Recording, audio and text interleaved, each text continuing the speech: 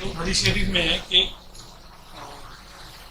قلب جو ہے وہ رحمان کی 2 انگلیوں کے درمیان جیسے چاہے ان کو اسی طرح وہ ہاں حدیث ہے یہ دوسری حدیث بھی ہے کہ نبی علیہ السلام اپنے ازواج میں انصاف فرماتے ہیں اور کہتے ہیں اللہ جو میرے اختیار میں منع کر دیا اور جو تیرے اختیار میں اس کو برابر مت کرنا، یعنی دل کا کسی زوجہ کی طرف مائل ہونا جیسا کہ آپ کا مائل ہونا. وہی رحمان کی 2 انگلیاں، وہی 2 اختیار، حالت شر اور حالت خیر ہے. بندے کے اختیار میں قلب تو نہ ہوا. اب جب آپ صلی اللہ علیہ وسلم فرما رہے ہیں کہ جو میرا معاملہ ہے وہ جہاں تک میں فعلاً میں کر سکتا عملاً وہ تو میں نے کر دیا. اب جہاں دل کی بات ہے وہ تیرے سے. تم بھی کسی ارادے کے تحت ہی تو کرو گے جو کچھ کرو گے، جی چاہے وہ خیر کرو چاہے وہ شر کرو، لیکن کسی ارادے کے تحت کرو گے. اسی ارادے کو پاک کرنا خیر میں تو ہے. اب اگر ارادہ کر لیتے ہو تو اللہ تبارک و تعالیٰ تمہیں شر کی طرف تو نہیں پلٹے گا. اگر اس کو ہم مان بھی لیں تھوڑی دیر کے لیے کہ ہمارے بے ارادے ہی کچھ ہو جائے گا تو پھر ہمارا کیا تعلق سزا اور جزا کا؟ 50-50 ہے، اختیار 50-50 ہے. اگر ارادہ کر لے تو اللہ کی مدد شامل حال ہو جائے گی. اللہ کی مدد شامل حال ہو جائے گی. شر سے پناہ. شر کا ارادہ کر لیتے ہو تو تمہارے نفس کی پناہ تم وہ جو حدیث شریف کے الفاظ بہت واضح ہے نا کہ اللہ تو اس پہ ملامت نہ کرے گا جو میرے اختیار میں نہیں ہے. یعنی دل کا مائل ہونا، محبت کا مائل ہونا چاہیے. یہ کمال ابدیت ہے. یہاں سے سرکار دو عالم صلی اللہ علیہ وسلم نے اپنی ذات مبارکہ کو نکال دیا. میں وہ آیت ہے لن تستطيعوا ان تعدلوا ولو حرصتم. ہاں یعنی تم انصاف کر ہی نہیں سکو گے اگر تم اس کی حرص کرو تو اس میں بتا دیا کہ یہ اشارہ اسی طرح ہے تمہارے ہاتھ میں نہیں ہے معاملہ. تمہارے ہاتھ میں کلیتاً نہیں ہے، کلیتاً بالکل نہیں ہے، لیکن کسی بھی کام کا ابتدا کرنا تمہارے ہاتھ میں ہے، اس کی انتہا کرنا تمہارے ہاتھ میں نہیں ہے. تم خیر کی ابتدا کرتے ہو، انجام شر پہ ختم ہوتا ہے تو وہ تمہارے ہاتھ کا نہیں تھا. تم شر کی ابتدا کرتے ہو، انجام خیر میں چلا جاتا ہے، وہ تمہارے ہاتھ کا نہیں تھا. تمہارے کو سزا اور جزا تمہارے اپنے ارادے کی ابتدا کی ہے. اگر وہ کام شر کی طرف چلا گیا تو پھر اس نے پکڑنی انسان. اس لیے کہ تم خیر کی نیت رکھتے تھے. یہی بات سرکار دو عالم کی. آپ اپنی جو بات فرماتے ہیں کہ اللہ اس میں مجھے ملامت نہ کریو، میرا ارادہ تو انصاف ہی کرنے کا ہے. اگر میرا دل کسی طرف اور مائل ہو جاتا ہے اب وہ تیرا اختیار ہے. یعنی کہ ابتدا کی کیا ہے؟ عدل. وہی نا اللہ فرماتا ہے اللہ غالب علی امرہ. امر ہی کیا میرا حکم غالب ہے. غالب ہے، تم جو بھی ارادہ کرو. تم جو بھی ارادہ کر لو لیکن کرو تم خیر کا. ٹھیک ہے. تم اپنے تئیں وہی کرو جو جس کا میں تمہیں حکم دے رہا ہوں. ٹھیک ہے. اب وہ کہاں پلٹتا ہے؟ وہ میری منشا ہے. وہ میری منشا ہے، بالکل مالک کی مرضی ہے. حضرت موسیٰ علیہ السلام کو حکم ہوا کہ موسیٰ جاؤ سمندر پہ، 3 کشتیاں ڈوبنے والی ہیں. حضرت موسیٰ سمندر پہ چلے گئے. آپ نے دیکھا تو کوئی دور تک کشتی نہیں. آپ ساحل پہ کھڑے ہو گئے، اچانک آپ کی نظر پڑی کشتی آ رہی ہے. جب کشتی ساحل کے قریب پہنچی تو آپ نے فرمایا کہ اے لوگو ہوشیار ہو جاؤ کہ اللہ کا حکم آ پہنچا ہے اور یہ کشتی غرق کی جائے گی. تو انہوں نے جواب دیا اے موسیٰ اللہ صاحب اختیار ہے، اگر اس کا حکم آ جاتا ہے تو اس میں کوئی ٹال نہیں سکتا، جو اس کا حکم ہو. ہم تو اس کے اوپر لبیک کہہ سکتے ہیں بس.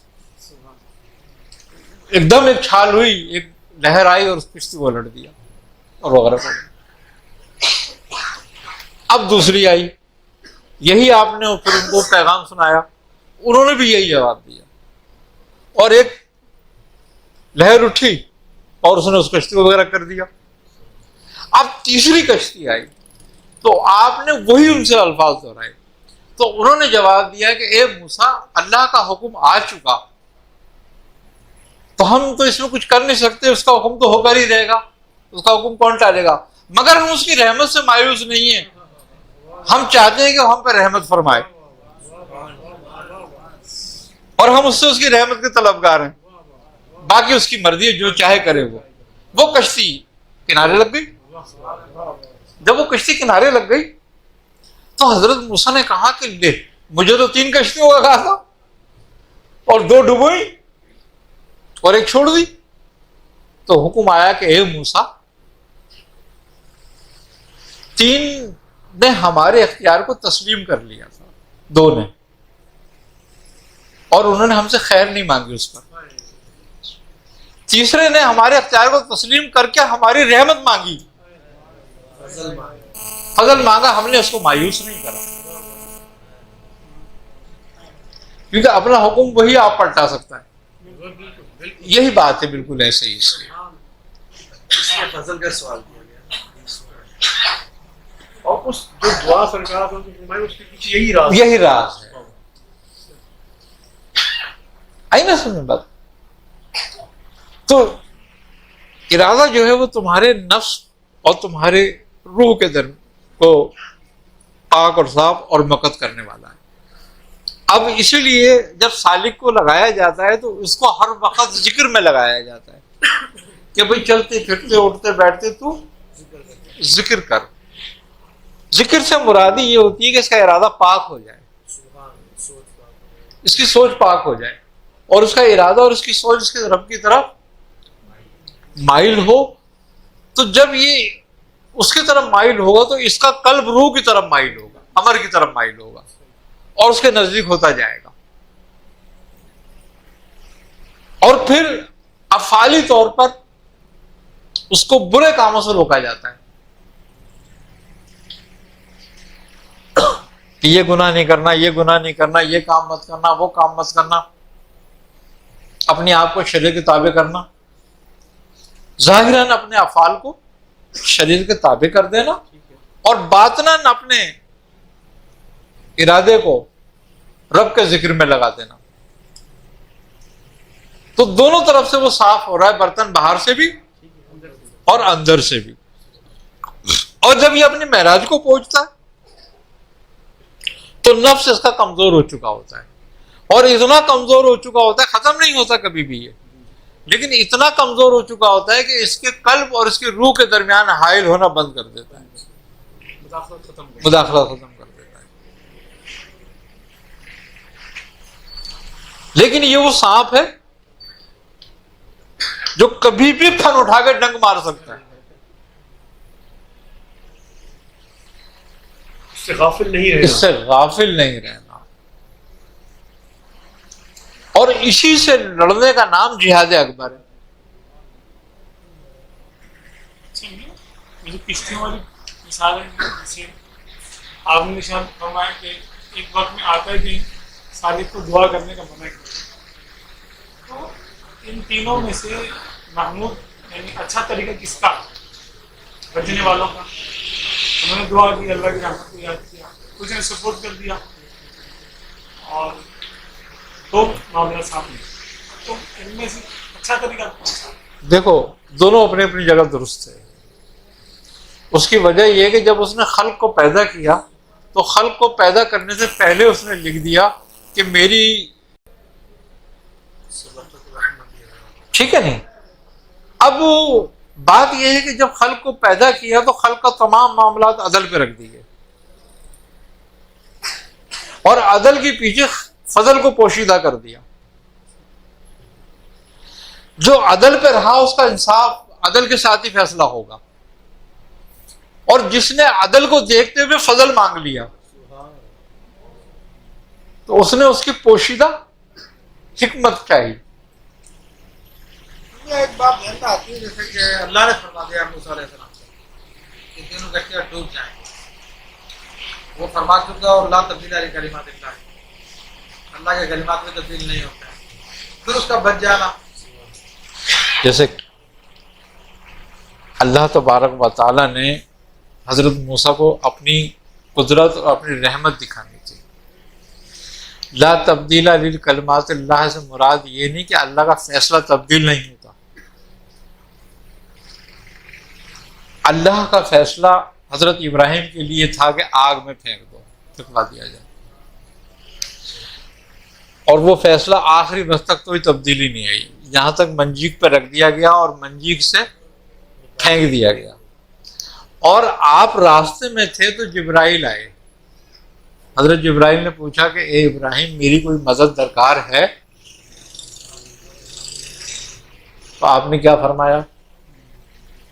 آپ نے فرمایا نہیں، اس لیے کہ آپ جانتے تھے کہ جس نے فیصلہ کر دیا ہے وہ کسی کی مدد پر تبدیل نہیں کرے گا.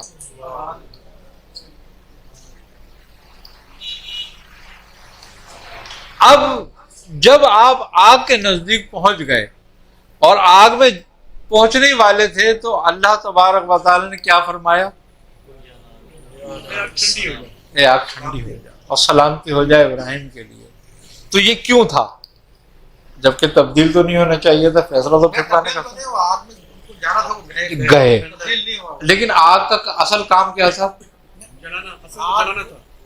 اس میں یہ بھی کیسے ثابت ہے کہ آپ کو کہا ابراہیم کو جلا دینا؟ نہیں، یہ نہیں کہیں بھی. قرآن نے یہی کہا ہے کہ یا نارو کونی بردوں و سلام علی ابراہیم، کہ اے آگ ٹھنڈی ہو جا. لیکن یہ بات جب اللہ تبارک و تعالیٰ نے آگ میں ڈلوا دیا تو آگ میں خض پہنائی اور فرمایا کہ ابراہیم نے ہم سے وفاداری کی.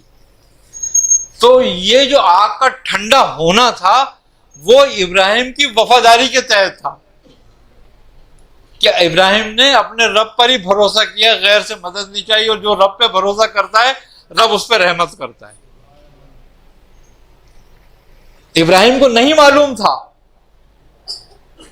ابراہیم کو یہ بات نہیں معلوم تھی حضرت ابراہیم علیہ السلام کو کہ آگ مجھے نہیں جلائے گی. راضی بھی تھے اس بات پر، اور جب مدد کے لیے بھیجا اور انہوں نے مدد بھی نہیں لی تو اس کا مطلب کیا ہوا کہ وہ اسی پہ بھروسہ کیے ہوئے تھے کہ اگر جلانا مقصود ہے تو جلا دے.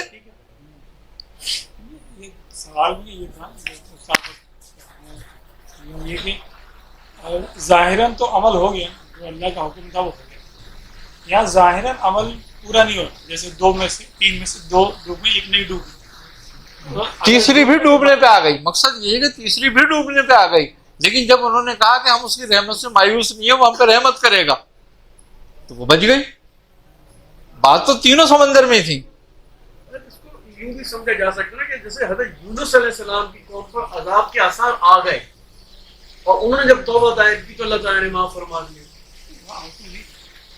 یہ ایک الگ میٹر ہے، لیکن بات یہی ہے کہ وہ سمندر میں ہی اور تینوں کو ڈوبنا ہے. ٹھیک ہے، حکم ہوا کہ 3 کشتیاں ڈوبیں گی. آئی نا سمجھ بات؟ تم جاؤ.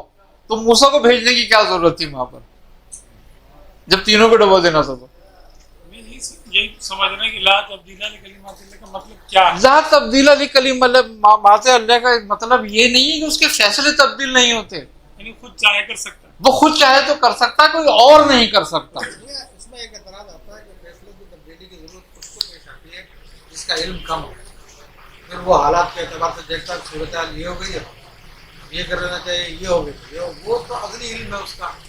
اس کا علم ازلی ہی ہے، اس کا علم اپنی جگہ پر ہی ہے، اس کے علم پر کوئی معترض نہیں، اس کے علم میں کوئی تبدیلی نہیں. لیکن وہ واقعہ جو ہے وہ تو صرف حضرت موسیٰ علیہ السلام کو اپنی نشانیاں دکھانا ہے رحمت کی. یا پھر یہ حکم یہ ہو سکتا ہے کہ بھائی 3 کشتیاں ڈوبنے والی ہیں، یہ ہو سکتی ہے. یہی بات کر سکتے ہو آپ، لیکن بات وہی ہے کہ موسیٰ کو بھیجا یہی کہ 3 کشتیاں وہاں پہ ڈوبیں گی. آئی سمجھ؟ جا کے دیکھو تو 2 ڈبو دی، تیسری سے مراد اپنی نشانی دکھانا، ورنہ موسیٰ کو کیا دکھانا تھا کہ 3 کشتیاں ڈبو دیتا. تو یعنی اللہ تعالیٰ اس بات پر بھی قادر ہے کہ وہ ڈوبتے ہوئے کو بچا بھی سکتا ہے. مقصد نہیں، مقصد یہ ہے کہ وہ رحمت کی بات ہے کہ جس نے اس کی رحمت کا سہارا لیا، اب گناہ گار کے لیے کہ یہ جہنم میں جائے گا. جب وہ توبہ کر لیتا ہے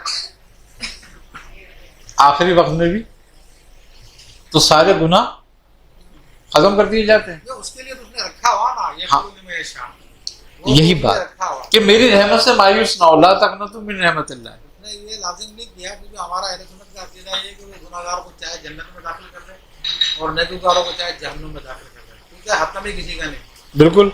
تو وہ تو تبدیلی آئے گی نہیں ہے. اگر وہ گناہگار کو تو جنت میں داخل کرتا ہے یا نیکوکار کو جہنم میں داخل کرتا ہے، حکم میں تبدیلی نہیں آئے گی. حکم میں تبدیلی کرو کہ جب کہہ دیا کہ یہ جہنم میں جائے گا پھر یہ اس کو جہنم میں داخل ہونا پھر وہ نہیں، ہو جائے. جہنم میں جانے کے آثار تو ہوتے ہیں نا اس کے.